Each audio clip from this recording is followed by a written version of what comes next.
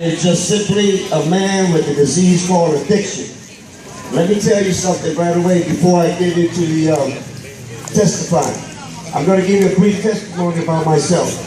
I started using drugs at a very young age. At the age of 9 years old, I was introduced to the glue, and that progressed into the heroin. I got stuck on heroin for about 30 plus years, and I just want to share with you that the recreational and the enjoyment of the drugs was only temporary, because once after that I became an independent. I became codependent. But today I am here to tell you the truth about drugs. You know how they say the truth will set you free? I'm over here to tell you that drugs will tear you up. Drugs will destroy your life. Very simple. Just the other day I turned 56 years old. By the grace of God, I should be underground many years ago, along with some of my friends and my brother that died in November last year. The drugs took him out. One thing I want to share with you is this. Nothing but the truth. I know I don't have a lot of time, but this is what I'm going to tell you. I hope that the words that I say will resonate in somebody's spirit, will touch them and inspire them to stop the use and abuse of drugs.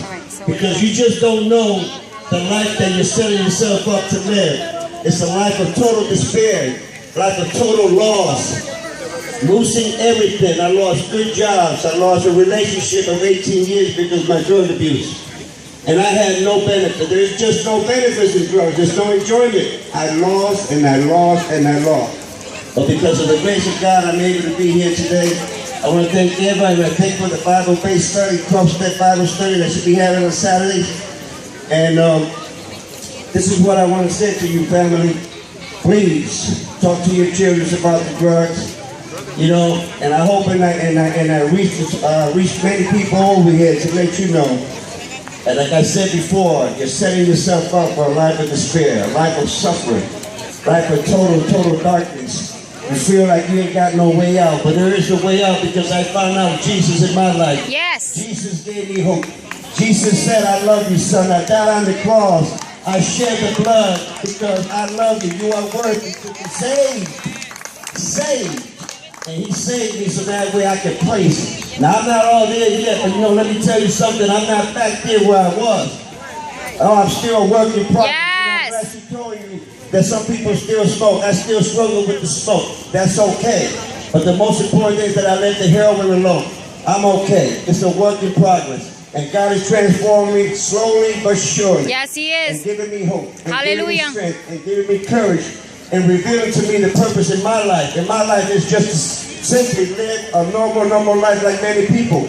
That when I get depressed, when I feel rejected, I don't have to succumb to the temptation of drugs to look for medication, you know, to relieve me. No, I don't have to do that no more. But I know that I realize that if I disconnect myself from my Lord and Savior, Jesus Christ, yes, in the room, I will be back in darkness. Just like a light, when you plug it, the light comes on. But when you take that plug out, the light turns off. So I want that spirit to continue to be revived and enlighten me, and hopefully enlighten other people around me. Because you know what?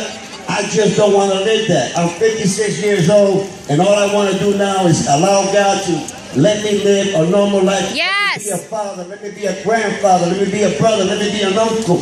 I won't have to make the drug dealer more richer and more prosperous than I am. No, now I can work for my dollar. I don't have to tell the dealer. I don't have to face him with a short of cash and then he's going to reject me because I'm short after I spend hundreds of dollars. You know, that's darkness. That's slavery.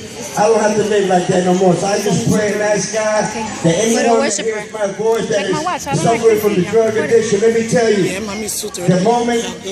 good moment of the drug use is going to begin. Once after that, once you become dependent, you're going to be doing things that you don't want to do. You're going to steal from your mother. You're going to steal from your grandmother. You're going to steal from your job. You're going to steal. You're going to do everything. Everything. Some people that go out there and sell their bodies. You know, take the chance of getting hurt, take the chances of getting killed. That's not them. That is the drug addiction. That's the drug disease that's telling them, I don't care what you do, just go ahead and do it. Because I'm not going to leave you alone until you're simply dead. That's the drug addiction. And I pray and I ask God to resonate with somebody's mind. Because there's no fun in drugs no more. Drugs and alcohol. I'm not here to persuade anybody to completely stop, but at least think before you continue on the path of self-destruction, because as you get old as I am, and you come to realize that you ain't got no credit, and you can't buy this, you can't get that, you got to work at a part-time job because of your record and all that. Don't wait for that moment, please. Don't wait for that moment because it will be a lonely, lonely place, you know? So anyway, I worked last night, I worked overnight. I thank by the grace of God that I got a job today because, you know, I lost, like I said, I lost my trucker's license because of my choices that I made. But God had opened another door. I'm going to college now to become a drug and alcohol counselor, and that's all God's doing. But one thing that I know I need to maintain, I need to be accountable for my walk, not only my words, but my walk.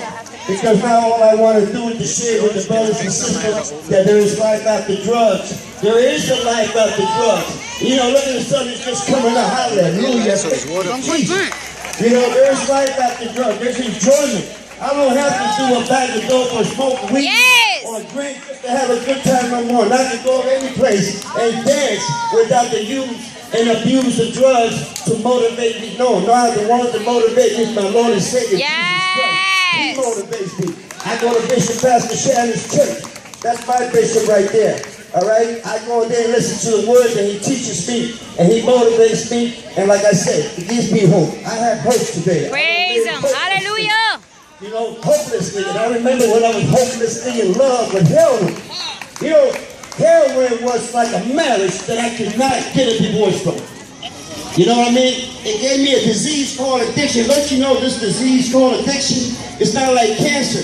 Cancer can be detected with a CAT scan or an x-ray. The disease of addiction, you can put it under the x-ray, the CAT scan, you can't see it. You just can't see it.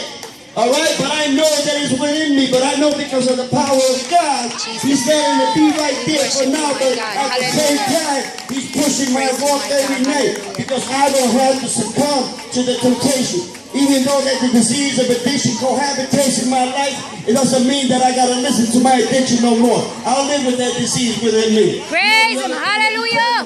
I will be depriving you of the truth if I didn't tell you the consequences because of my choice. All right? In 1997, right? After all the use and abuse and the sharing of needles, all right, I did not know. They said take a test. I didn't want to take a test because I was afraid of the outcome of that test. Well, eventually I had to take that test because I was married. I needed to tell my wife. I take that test, and I'm right here within my own community. I live right across the street, and this is the first time that I'm going to share with my community. But in 1997, I was diagnosed with the HIV virus. And back in the days, that was a death sentence. And again, I was so afraid to share about it. You know why? Because in the early 1980s, I don't know if you remember, there's old people here or what? All right? In 1980, when it was AIDS, there was no such thing as HIV, and people was being discriminated. Ryan White house was being bombed, and the other kids in Florida, the hemophiliacs, their houses were being bombed because nobody wanted to be against it. But today I stand here free and not afraid and ashamed to tell you I'm HIV positive. Praise God. Hallelujah. Jesus. We worship you, my God. Jesus. That's okay. I have a dual diagnosis of HIV and the disease of addiction. And I'm both cohabitate, and I live with them. But it's like they say, you gotta learn to live with your neighbors, right? I live with my neighbors, HIV and the disease of addiction. But I don't gotta listen to my neighbors because they're just trying to kill me. Yes. They're just trying to kill me. And I just want to share with you guys that that's other choices. Please talk to your children. They just don't realize. You know, when I started using drugs, ain't nobody told me that once I put that needle in my arm, they didn't tell me that my life was going to be destroyed.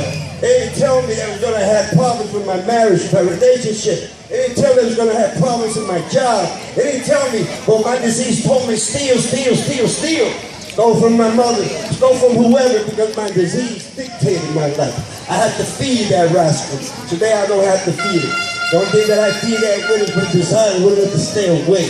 That's all I'm doing today, family. So let me tell you, like I said, I'm not a pastor, I'm not a deacon, I don't profess to be.